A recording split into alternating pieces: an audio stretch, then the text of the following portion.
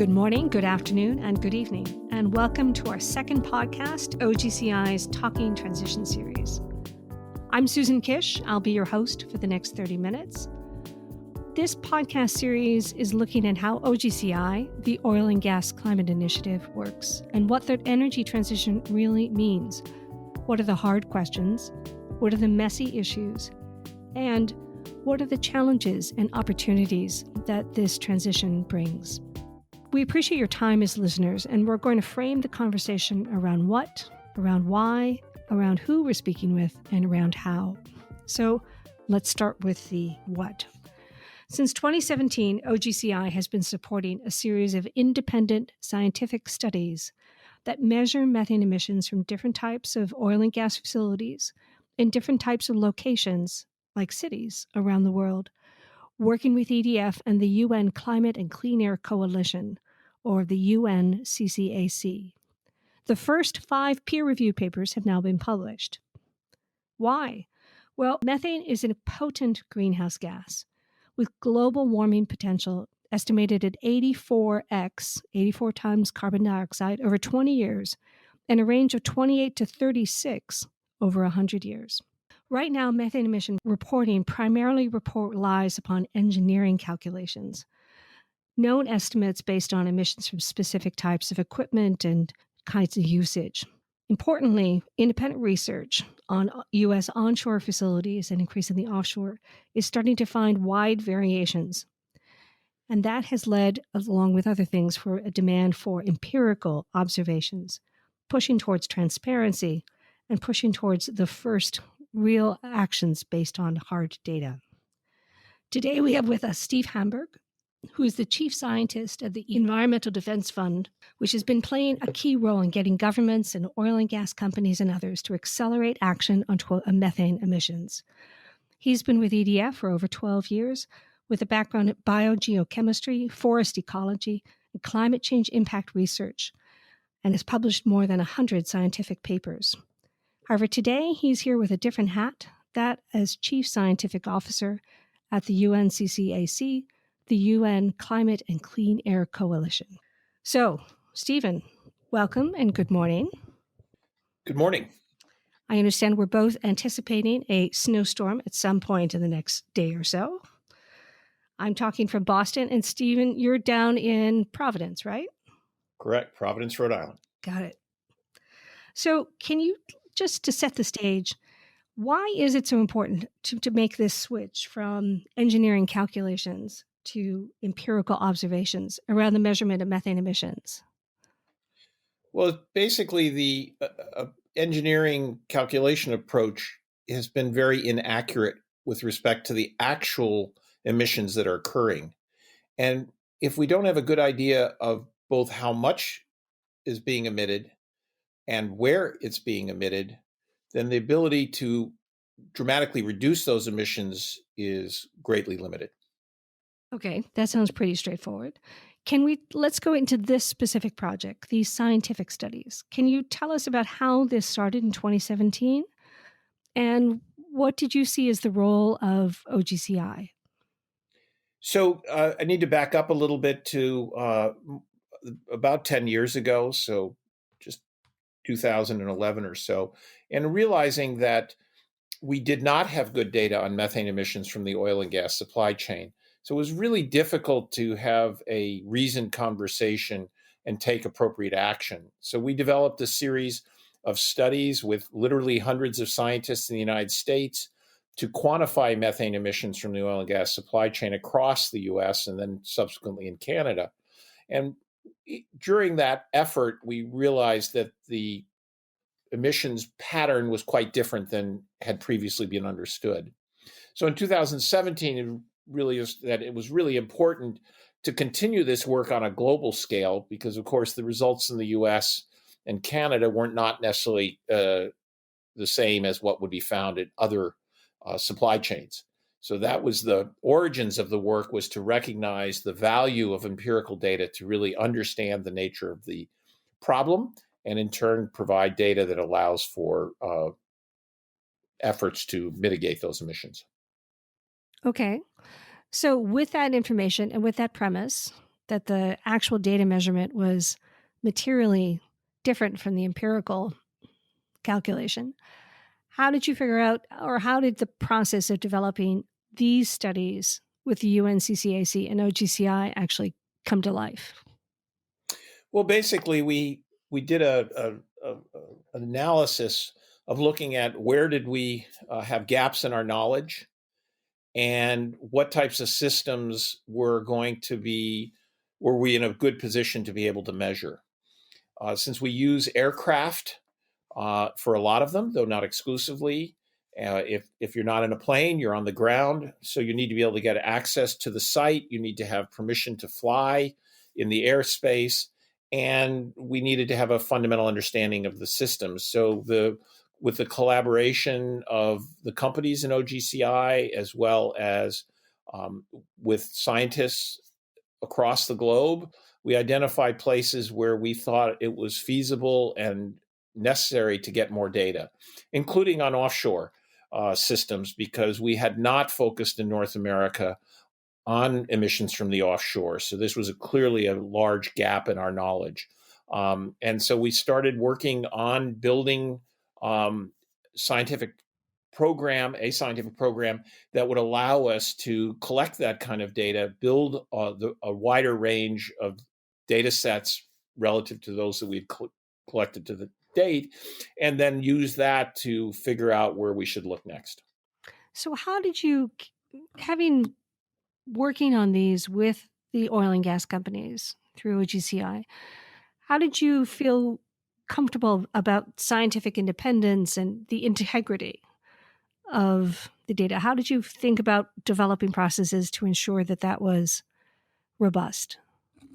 Well, we used a set of approaches that we had developed in North America to ensure that we could trust the data, that the data was independent, and yet it still allowed for the input of knowledgeable people across the industry.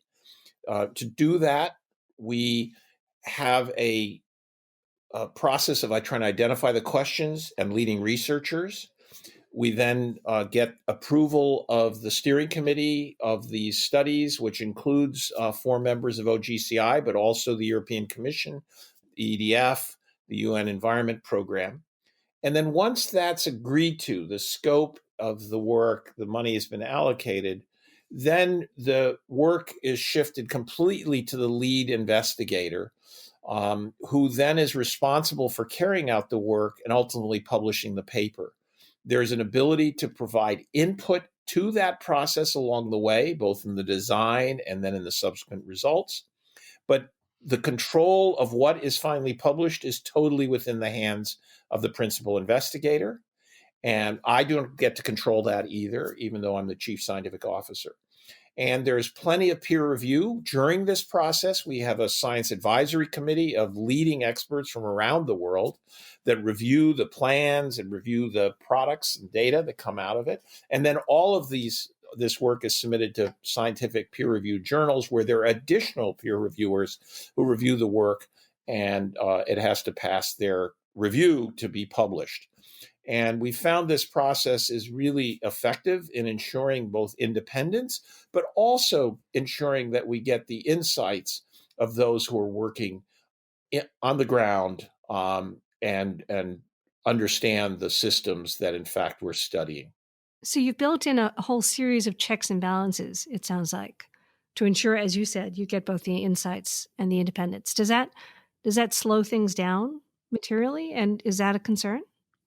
It doesn't slow things down materially. There are a few extra steps, but it really does strengthen the product. And we've done this process with regard to not just these international studies we're discussing today, but a wider range of studies that are basically almost 60 such studies. And I think that we've been able to demonstrate the integrity of the work. It's always led by the scientists themselves. So nobody's forcing anything. And there's an agreement that no one can talk about the results until they're published, so that it's straightforward and appropriate in terms of waiting till the data are fully worked through. Because one of the things that happens in science is you get some early data, but until you've completed the analysis, you can sometimes get misled by that early data. You're thinking it's telling you something. And so we have to be very careful to not sort of jump to conclusions till we've fully processed the data, done all of the quality assurance, quality control checks, validated through as many means as possible. So we use a very deliberative process, but the particular process we're talking about in this case does not have a substantive effect on the time it takes to do this work. But this is very detailed work, and so it's not something you can do in just a month or two. They generally take a year or a couple years. Got it. So for the 5 that are currently published, right, 2 of them were about cities. I think it was Toronto, Utrecht, and Hamburg. And 3 were focused on offshore measurements. Can you highlight what you found most interesting in the 5 that have been published so far? Well, I think there's, and it's only the proverbial tip of the iceberg. There's a lot more studies that will be released in the coming year or two.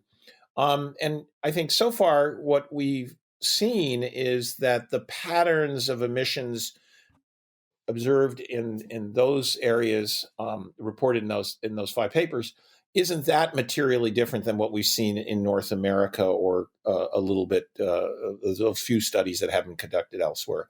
So that includes the presence of a fat tail.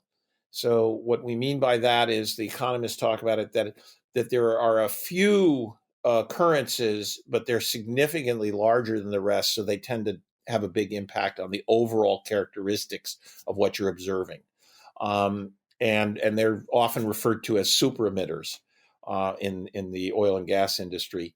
And so we're finding those similarly present in the studies. They're not always playing the same role, but they are present. And the fact that we were able to take a lot of the methods that were developed in North America and apply them to other parts of the world. So the kind of work that was done in those 3 studies you described was utilizing a lot of work from North America, but not exclusively. It's also the work that the multiple teams involved in that research had been developing themselves.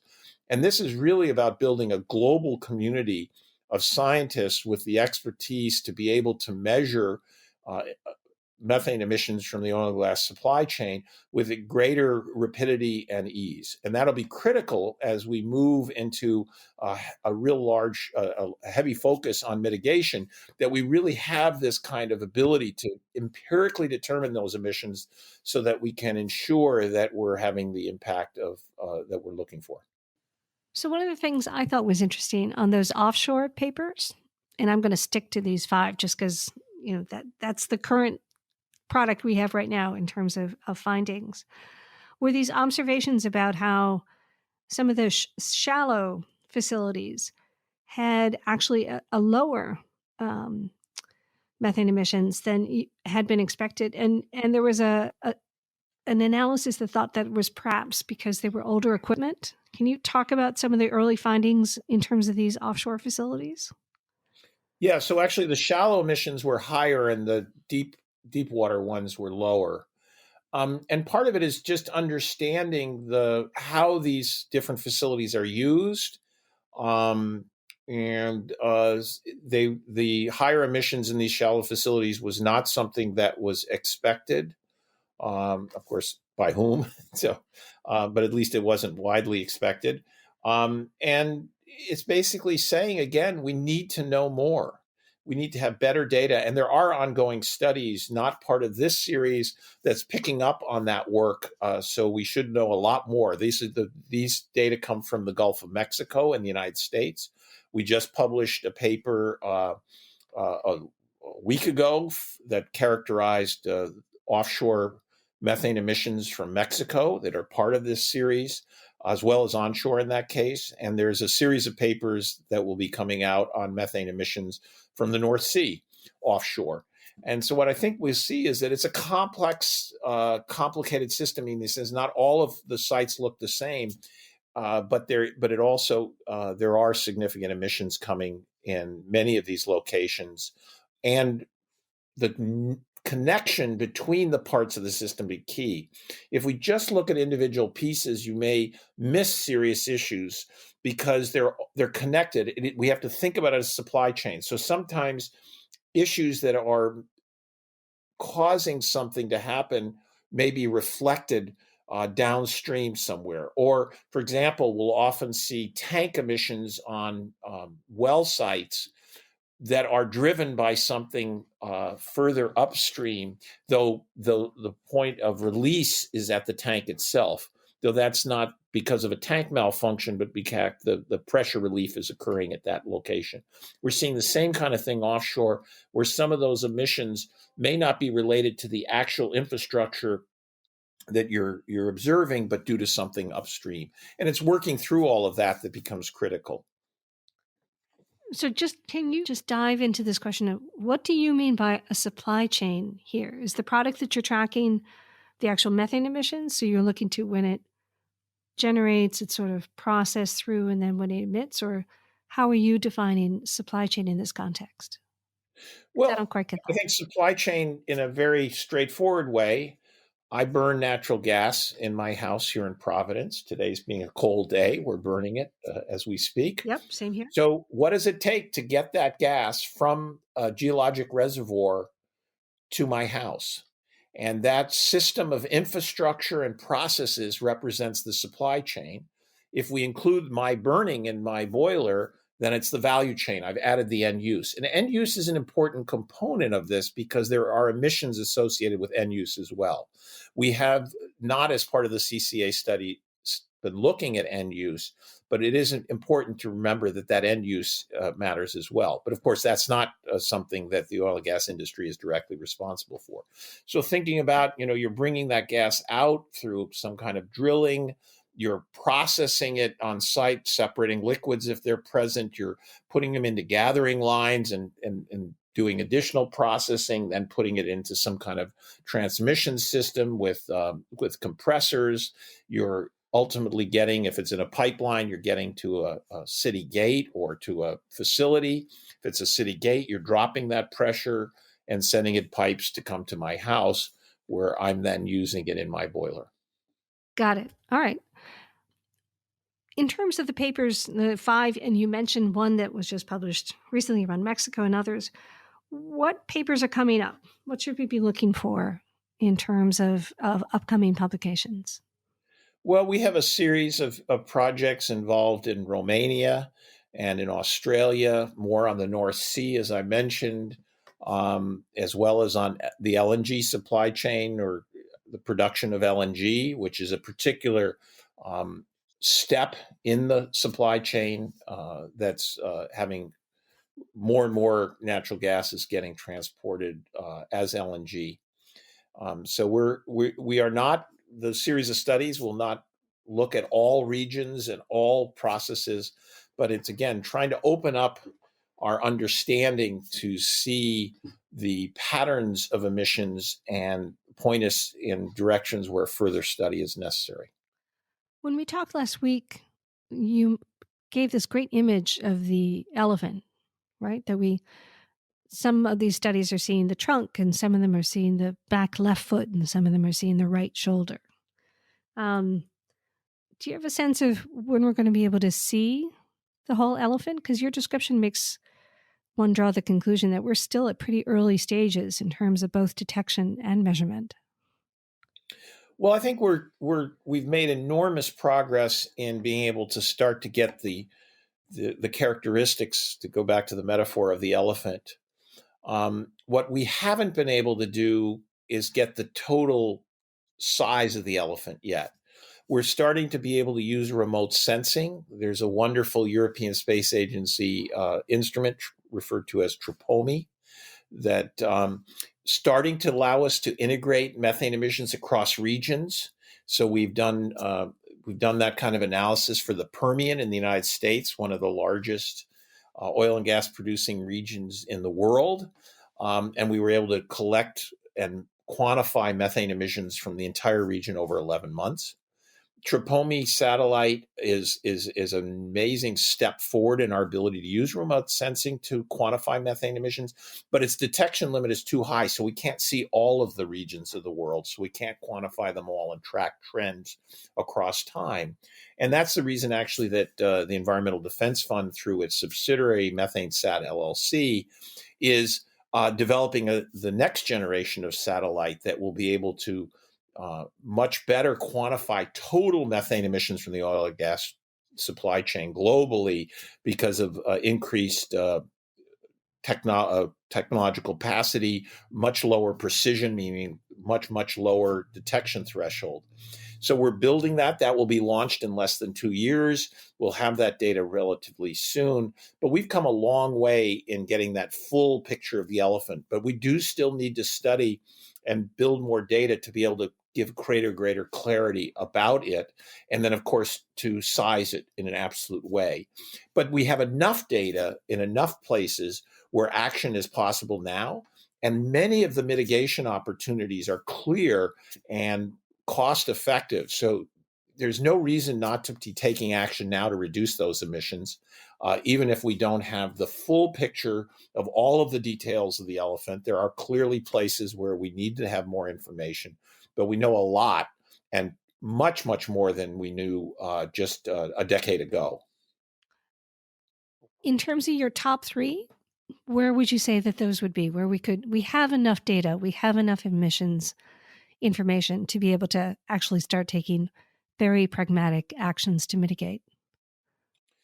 Well, I think that we clearly need to look at oil and gas production sites.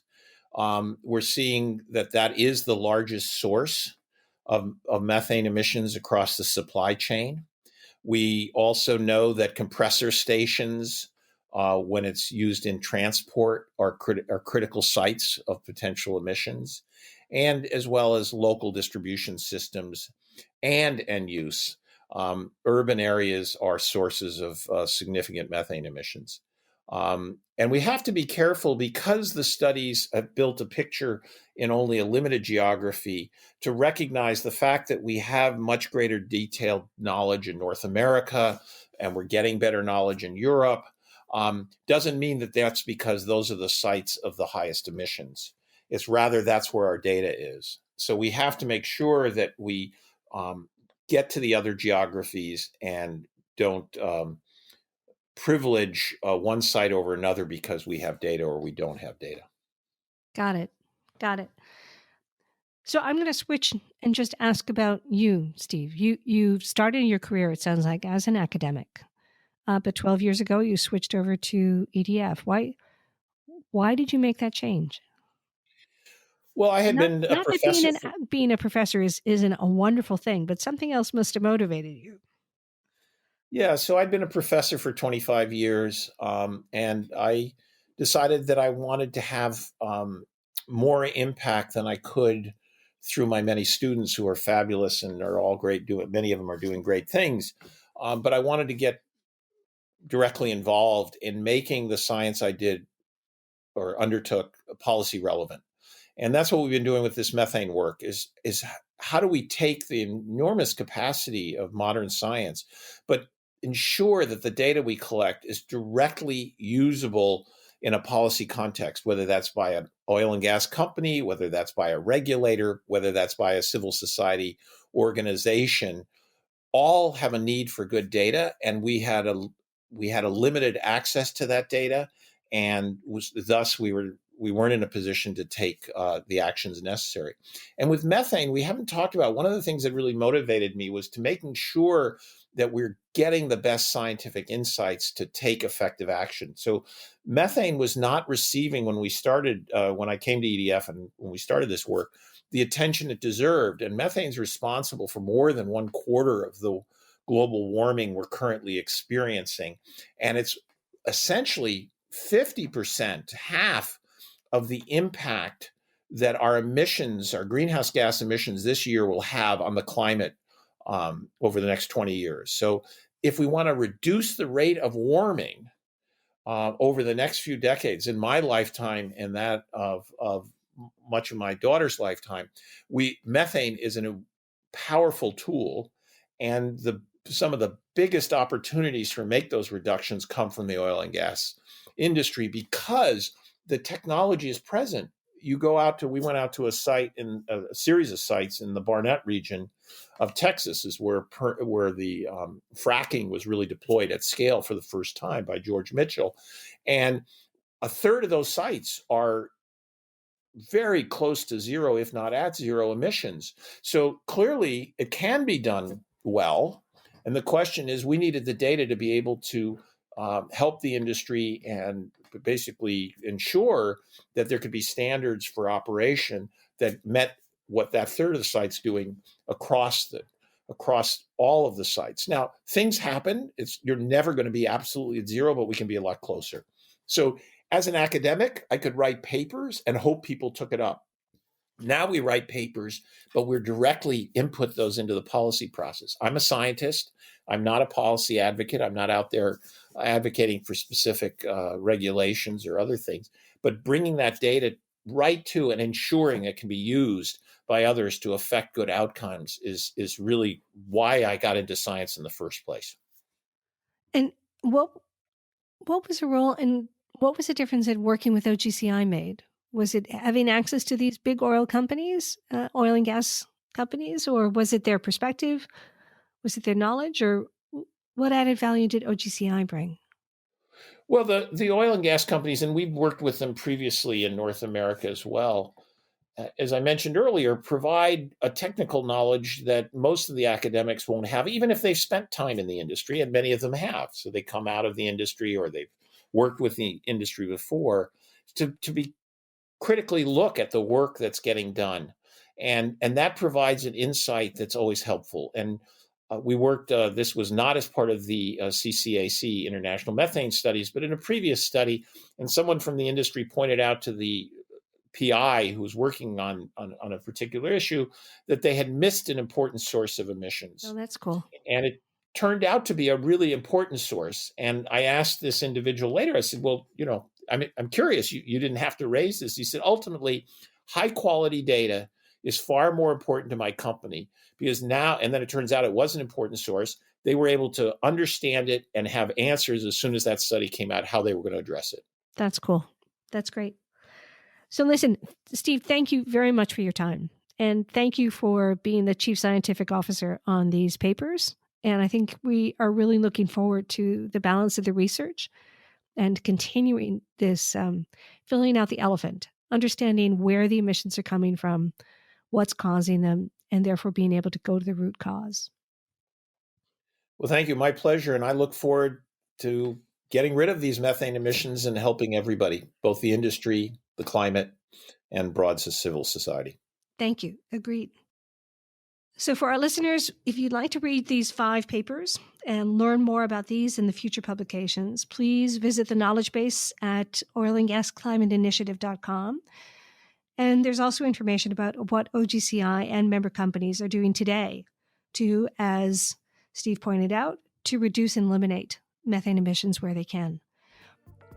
To follow what OGCI and OGCI Climate Investments, our billion-plus fund looking at technologies and projects in decarbonization, to follow what we're all doing, please follow us on LinkedIn and on Twitter at OGCI News. Thank you for listening to us today, and good morning, good afternoon, and good evening.